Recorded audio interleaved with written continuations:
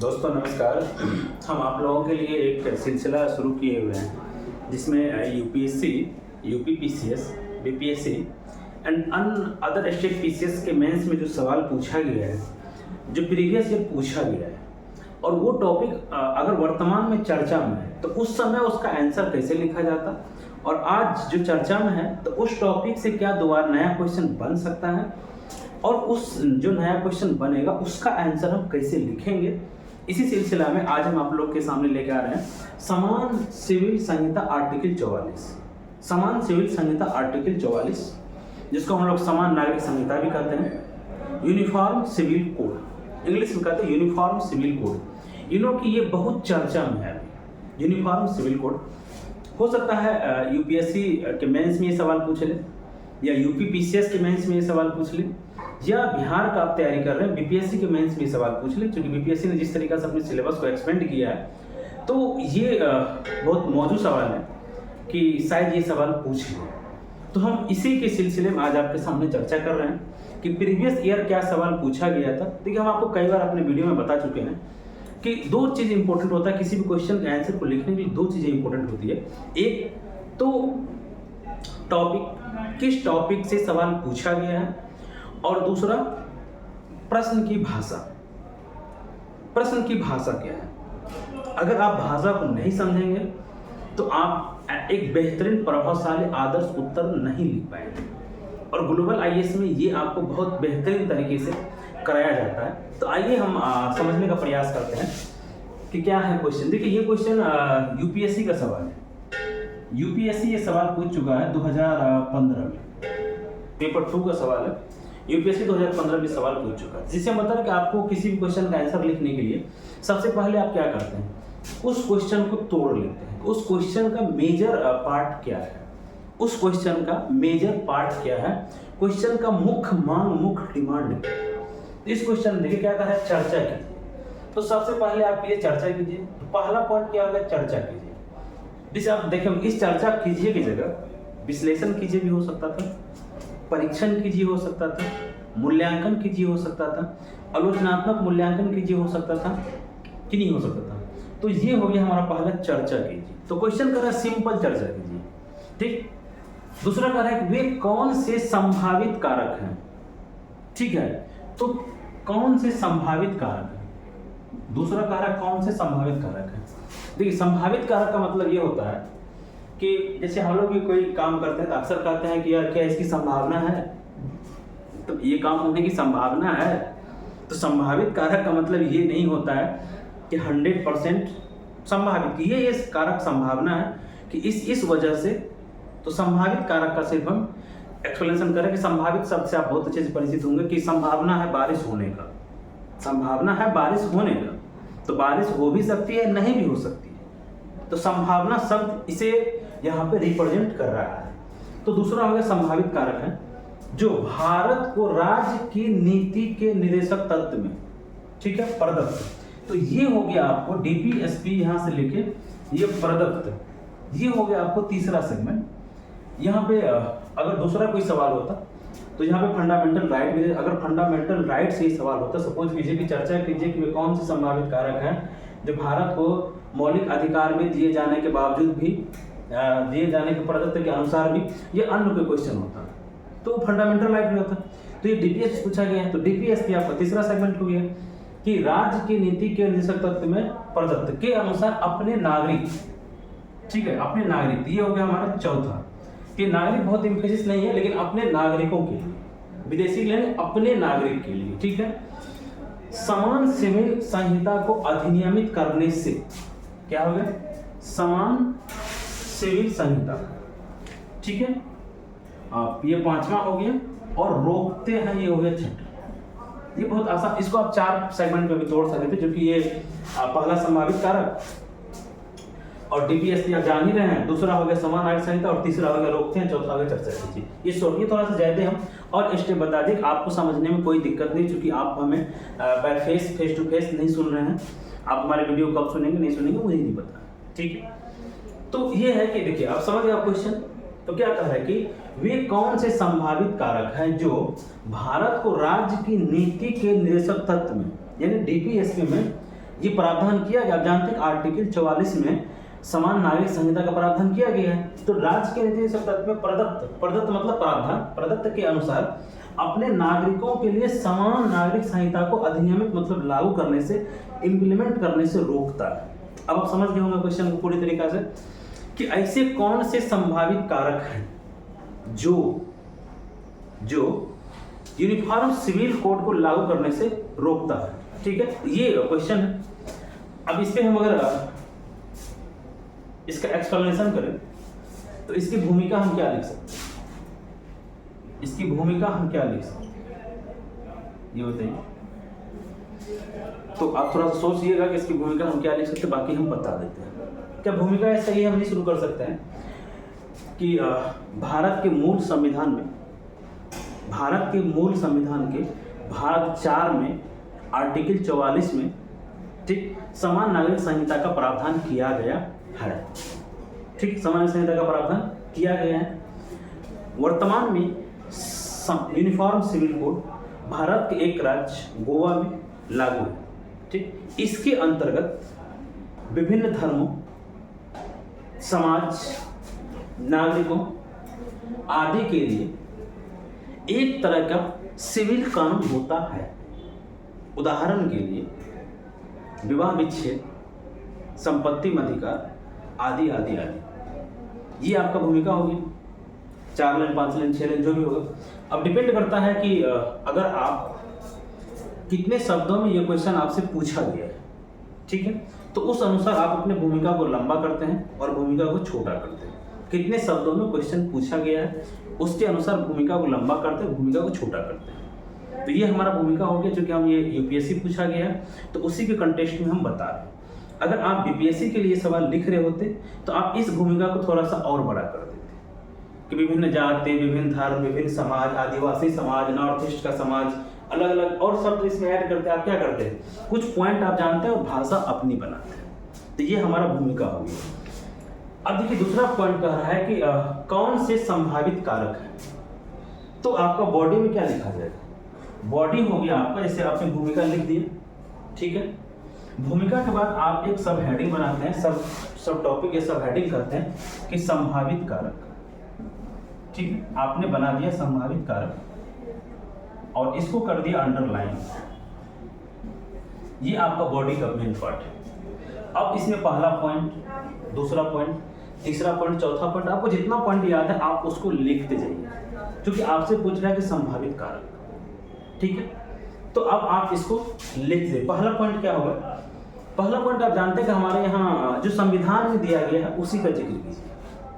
पहला, जैसे एक हमारा है, अगर यहाँ आप सेगमेंट वाइज बनाना चाहते हैं, 2 सेगमेंट बना लीजिए प्रेजेंटेशन के लिए। संभावित कारक में पहला एक, जहाँ यहाँ भी क्या किया गया, राज्य के नीति निषेध तत्व में प्रदत्त के अनुसार। दूसरा आप यहाँ एक लिख लीजिए कि संविधान में, ठीक है, में प्रदत्त, कि जो पॉइंट संविधान में दिया गया है जो लागू करने से रोकता है। मतलब संविधान में कुछ ऐसे पॉइंट हैं जो इसे लागू करने से रोकता है, पहला। और दूसरा हमारा हो गया अन्य, या नहीं इसको लिख सकते हैं सामाजिक।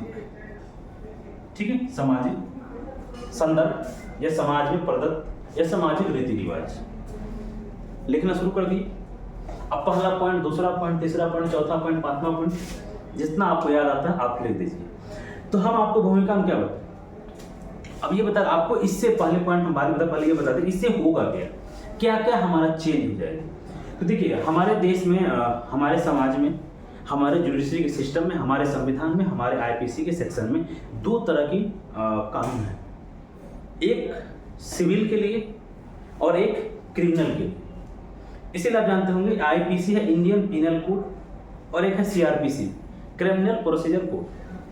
ठीक है, तो 2 चीज़ है हमारे। तो सिविल में क्या है, एक होता है कि सुने होंगे कि सिविल का मामला है, ये दीवानी मामला है। कभी कभार आप जमीन के विवाद को लेकर पुलिस वाले के पास तो कहते हैं कि सिविल का मामला है। ठीक है, और एक होता है क्राइम क्रिमिनल, यानी कि अगर आप किसी को मार दिए, किसी का मर्डर कर दिए, किसी के साथ अन्य कोई व्यवहार इस तरह का हिंसात्मक गतिविधियां कर दी, तो वो होता है क्रिमिनल। तो सिविल से संबंध क्या करा, सिविल नागरिक संहिता। तो सिविल से संबंधित जो भी नियम कानून है, जो ये भी हमारे देश में, जैसे मुसलमानों के लिए विवाह विच्छेद का अलग है, उसके शादी के लिए अलग है, हिंदू में शादी के लिए अलग कानून है, जैसे हिंदू कोड बिल है, उसके तलाक के लिए, उसके डाइवोर्स के लिए अलग कानून है। हिंदू में संपत्ति उत्तराधिकार के लिए अलग कानून है, मुस्लिम में संपत्ति उत्तराधिकार का अलग कानून है, अन्य आदिवासी समाज में, सिख ईसाई में अलग कानून है। तो सिविल से संबंधित जो भी मामला है उसमें यूनिफॉर्म आ जाएगा, यूनिफॉर्मिटी आ जाएगा उसमें। मतलब जैसे अभी आसान भाषा में हम समझा देते हैं आपको कि किसी भी धर्म का व्यक्ति अगर मर्डर करता है, किसी भी धर्म का व्यक्ति अगर मर्डर करता है तो उसको एक ही सजा होती है। जैसे अगर किसी को सेम केस के लिए अगर हिंदू को 20 साल की सजा मिला है तो मुस्लिम को भी 20 साल का ही सजा मिलेगा और सिख को भी 20 साल का ही सजा मिलेगा। तो हमारे यहाँ क्रिमिनल प्रोसीजर कोड में तो यूनिफॉर्मिटी है, लेकिन जो हमारे यहाँ सिविल कोड है इसमें यूनिफॉर्मिटी नहीं है। ठीक है, इसमें यूनिफॉर्मिटी नहीं है, तो इसी को यूनिफॉर्मिटी करने का बात चल रहा है। ठीक है, तो हम बता दें इसमें 4-5 चीज़ें। एक तो सबसे पहले तो आपका हो जाएगा विवाह करने का नियम सबका सेम हो जाएगा। तो विवाह होगा तो यार विच्छेद भी होता है, तो विवाह विच्छेद हो जाएगा, जिसको हम लोग तलाक कहते हैं। फिर उत्तराधिकारी, आप अपने पिताजी उत्तराधिकारी होंगे तो आप पिताजी की संपत्ति में आपका अधिकार होगा, तो उत्तराधिकारी का नियम एक हो जाएगा। ठीक है, अगर हम किसी भी धर्म का लोग, फिर ये पैतृक संपत्ति है, पैतृक संपत्ति अभी देखे होंगे कि पैतृक संपत्ति में सुप्रीम कोर्ट ने कुछ दिन पहले एक डिसीजन दिया कि नहीं, पैतृक संपत्ति में, पिता की संपत्ति में बेटियों का भी हक है, आप चाहें तो ले सकते हैं अपना हक। तो ये सभी धर्म में फिर समान हो जाएगा। तो पैतृक संपत्ति बता दिए, पहला विवाह, दूसरा विवाह विच्छेद, उत्तराधिकार, पैतृक संपत्ति में हिस्सा, गोद लेने का रीति। अगर आप किसी बच्चे को गोद लेते हैं तभी हर धर्म का अलग अलग थोड़ा सिस्टम है। जैसे हिंदू के लिए अलग है, मुस्लिम के लिए मुस्लिम पर्सनल लॉ कोड है, आप जानते होंगे। इसी तरीका सिख के लिए अलग है, ईसाई के लिए अलग है, उसका अपना ही नियम चलता है। अभी कुछ दिन पहले हम एक पेपर पढ़ रहे थे, दैनिक भास्कर को खबर था, और उसमें ये दिया था कि किस स्टेट का था मुझे ध्यान, लेकिन आदिवासी समाज का था कि अगर एक परिवार में 2 या 3 भाई हो, ठीक है, उसके बीच अगर एज गैप मतलब उम्र का बहुत अधिक अंतर ना हो, तो बड़ा भाई शादी करता है तो उसके पत्नी को दूसरे और तीसरे भाई के साथ भी रहना पड़ता है। ठीक है, ये दैनिक भास्कर में सच्चाई है, मैं ऐसा कोई गलत खबर नहीं बता, ये दैनिक भास्कर में खबर छपी थी, सच है, हम भी किताब में भी पढ़े थे। इस तरह के आदिवासी समाज आज भी हमारे भारत में मौजूद है। अब उसमें देखिए उसके पास 2 बेटा था, एक उनके अपने पति से था जिनसे उन्होंने शादी किया था, एक उनके देवर से था। तो पत्रकार ने उनसे पूछा था कि आपको अनकंफर्टेबल फील नहीं होता? केवल स्टार्टिंग में तो हुआ था लेकिन अब नहीं होता है, और इस गांव में सब यही करते हैं, अगर आपके आसपास सब ये तो फिर क्या होगा ना, ये देखिए ये गलत है ना, तो ये बराबर हो जाएगा, फिर आप ऐसा नहीं होगा। तो ये सब चीज़ें जो है एक समान हो जाएगा, और जिस एक व्यक्ति के लिए इस तरह कानून है सभी के लिए उसी तरह कानून हो जाएगा।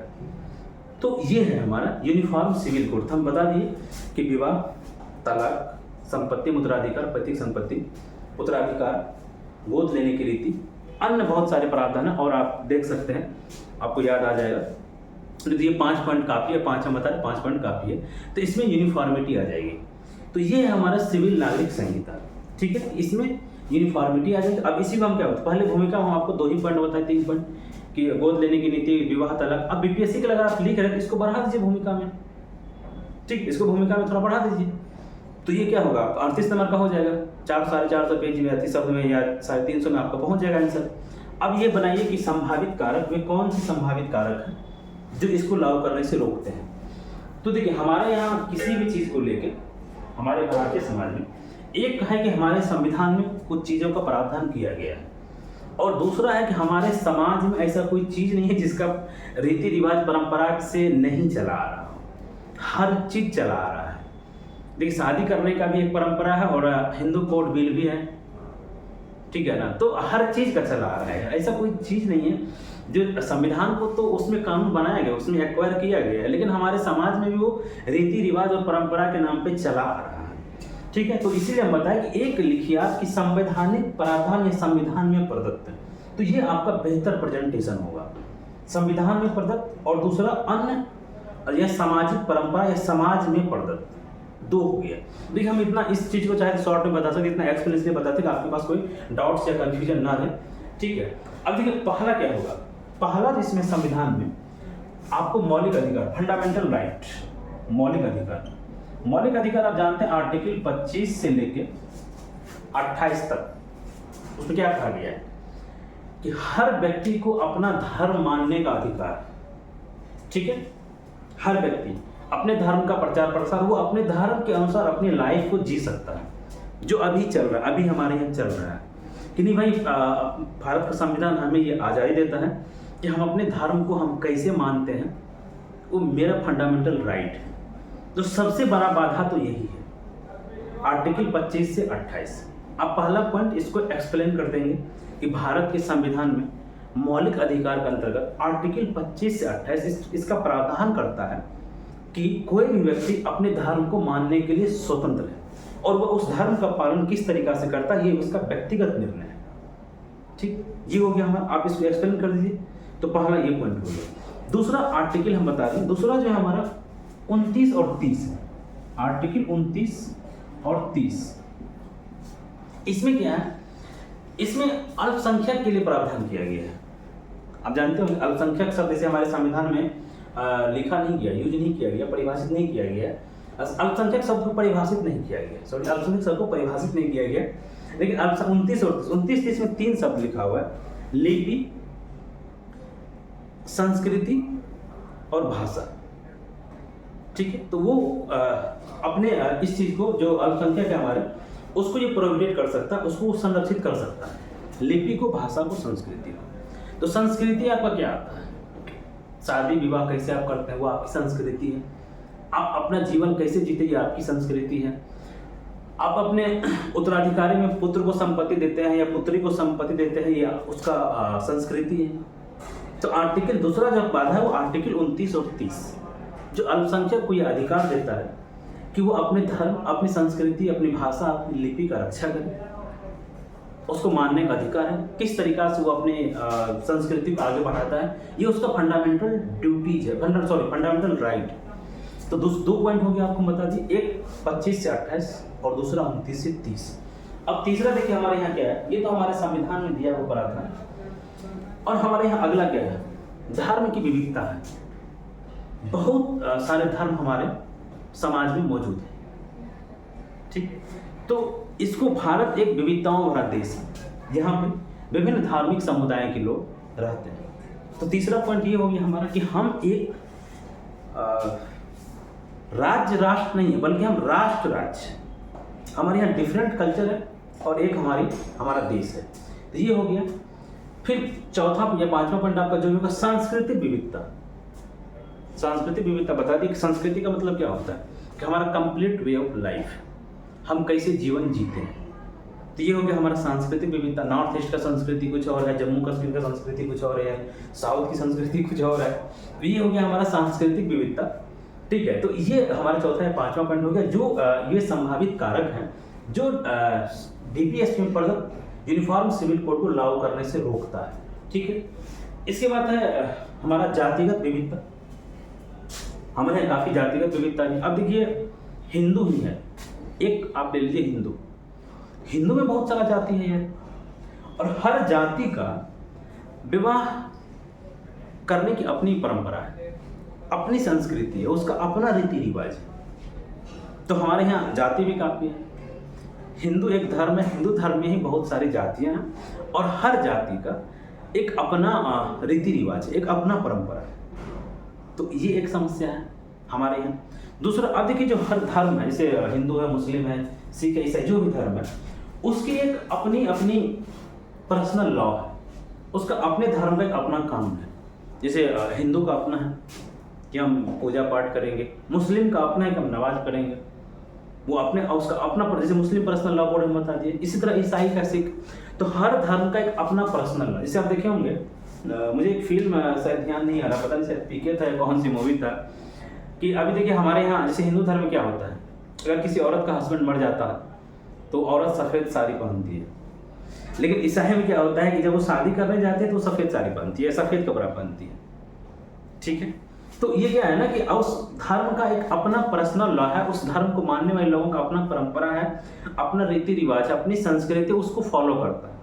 तो छठा या सातवां पॉइंट होगा, जो भी पॉइंट होगा आप देख लीजिएगा कि अपने अपने धर्म की उसकी अपना अपना काम है, अपना अपना रीति रिवाज, अपनी परंपरा है जिसे वो मानता है। ठीक है, तो ये एक अलग बात है।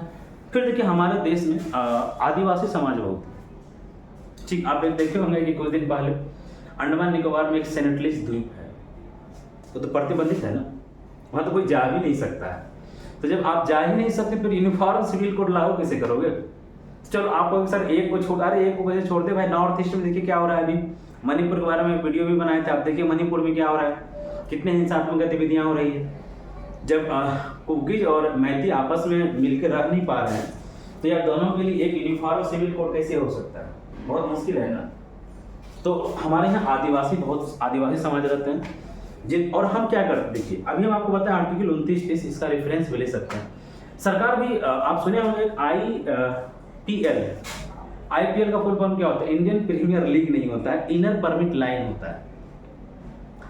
अगर कुछ क्षेत्र है नॉर्थ ईस्ट में जहां अगर ये आईपीएल लागू इनर परमिट लाइन, तो उस क्षेत्र में आपको घूमने के लिए, जाने के लिए सरकार से परमिशन लेना होगा, या स्थानीय प्रशासन, मतलब वही हुआ सरकार या स्थानीय प्रशासन से आपको परमिशन लेना पड़ेगा। अगर आप नहीं लेते हैं, हो सकता है स्थानीय प्रशासन आपको मना कर दे परमिशन देने से। जबकि सरकार हमारे यहाँ आदिवासी कल्चर को बढ़ावा दे रहा है, उसको बचा रहा है, उसको संरक्षित कर रहा है। आप देखिए जिस क्षेत्र में आदिवासी रहते हैं, आम पब्लिक या आम बिहार, यूपी या अन्य अदर स्टेट या मैदानी इलाके के लोगों को पहाड़ पे बसने से रोक दिया जाता है, नहीं आप उधर मत बसिए, ये उसकी संस्कृति, उसका कल्चर डिस्ट्रॉय हो जाएगा, डाइवर्सिफाई हो जाएगा। जो उसे आदिवासी समाज को मंजूर नहीं, उसे लगता है कि हम अपने समाज में खुश हैं और हमारी संस्कृति ऐसी ही रहनी चाहिए थी। तो ये एक पॉइंट होगी, ये एक बहुत बड़ी समस्या है, बहुत बड़ी बात है। फिर उसके बाद देखिए देश में जो ये लागू कौन करेगा यार, लागू कौन करेगा? आपके प्रशासन, पहले राजनीतिक दल, पहले तो ये राजनीतिक दल के पास आएगा ना, कि राजनीतिक दल जो सत्ता में आएगा तो वो इसे लागू करेगा। तो हमारे देश में विभिन्न राजनीतिक दल हैं और सबकी अपनी अलग अलग विचारधारा है, ठीक है। और तो ये एक, इसको जब तक ये समान नहीं होगा, राजनीतिक दल आपस में समझौता या सहमति, हाँ, जब तक राजनीतिक दल एक मुद्दे पर सहमत नहीं होगा तो फिर इसे लागू करना थोड़ा मुश्किल है। आप कहें कि सर भारतीय जनता पार्टी का ये लिखा हुआ है उसके मैनिफेस्टो में, तो हम आपको बता रहे कि एग्जाम्पल दे रहे हैं कि ऐसा नहीं कि आप पूर्ण बहुमत की सरकार बना ले और क्या कहते हैं कानून को पास कर ले तो वो लागू हो ही जाएगा, इस जरूरी नहीं है। आप CAA कानून को जानते होंगे। CAA कानून ने भारत सरकार ने पास किया था, दोनों ही सही बात संसद से, दोनों ही सभा से, लोकसभा से और राज्यसभा, दोनों ही सदन से पास किया था, कानून बना हुआ है। क्या उसके बाद उसकी प्रक्रिया आगे चली? क्या नहीं चली है ना। आपने देखा कि देश में कितनी कुछ जगह हिंसात्मक गतिविधियां भी हुई थी, धरना प्रदर्शन हुए थे, कुछ पॉलिटिकल पार्टी इसके विरोध में भी थे। वो सही कर रहे थे या गलत कर रहे थे तो एक अलग डिबेट, हम उसमें नहीं जा रहे हैं। तो इसी तरीके से, लेकिन वो प्रक्रिया आगे नहीं बढ़ी ना। अभी भी वो कानून बन के गृह मंत्रालय में रखा हुआ है, उसके रूल रेगुलेशन नहीं बने, और जब तक रूल रेगुलेशन नहीं बनेंगे तो फिर वो अधिकारी उसे लागू कैसे करेगा? तो यही है यूनिफॉर्म सिविल कोड। सपोज कीजिए कि दोनों सदन से अगर पास भी हो जाता है, राष्ट्रपति का सिग्नेचर भी हो जाता है, लेकिन उसके तहत रूल और रेगुलेशन नहीं बनेगा, विरोध इतना अधिक हो जाए समाज में कि नहीं बनेगा, तो फिर वो लागू नहीं हुआ ना। इसलिए अगर सभी राजनीतिक दल इस बात पे सहमत हो जाए, देखिए विरोध कौन करता है? राजनीतिक कार्यकर्ता है, ये आम पब्लिक विरोध में बहुत कम ही भाग लेता है, राजनीतिक कार्यकर्ता।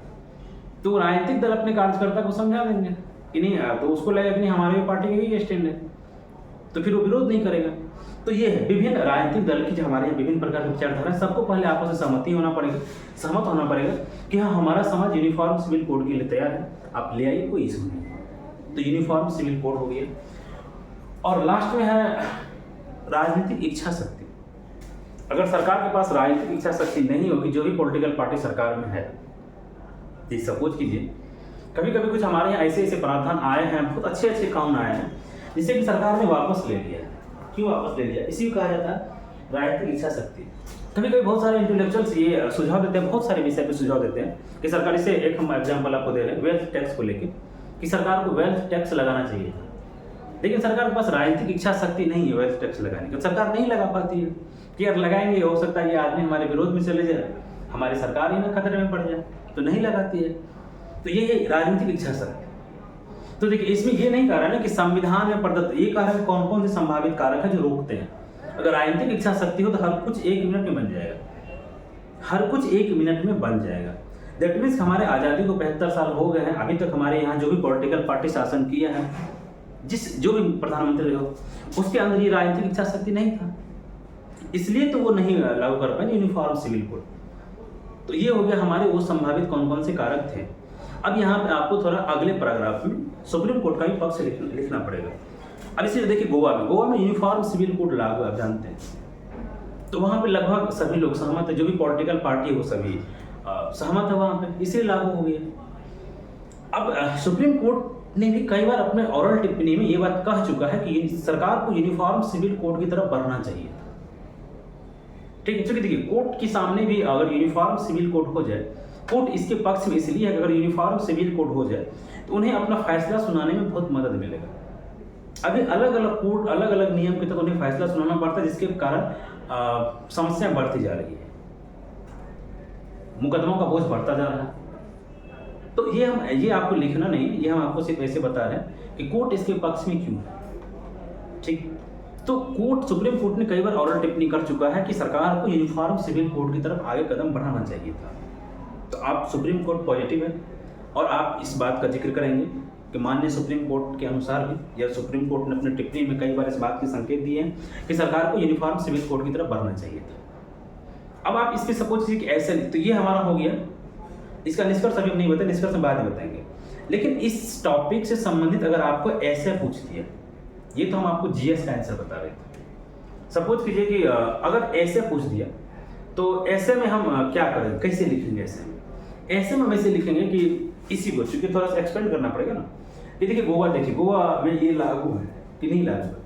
हाँ, तो ये गोवा में तो सभी पॉलिटिकल पार्टियां हैं, बीजेपी है, कांग्रेस है, आम आदमी पार्टी है, अन्य पॉलिटिकल पार्टी का भी प्रेजेंस है वहाँ पे। क्योंकि आजकल कोई पार्टी क्षेत्रीय पार्टी हो कि राष्ट्रीय पार्टी हो, उसकी यूनिट हर स्टेट में होती है।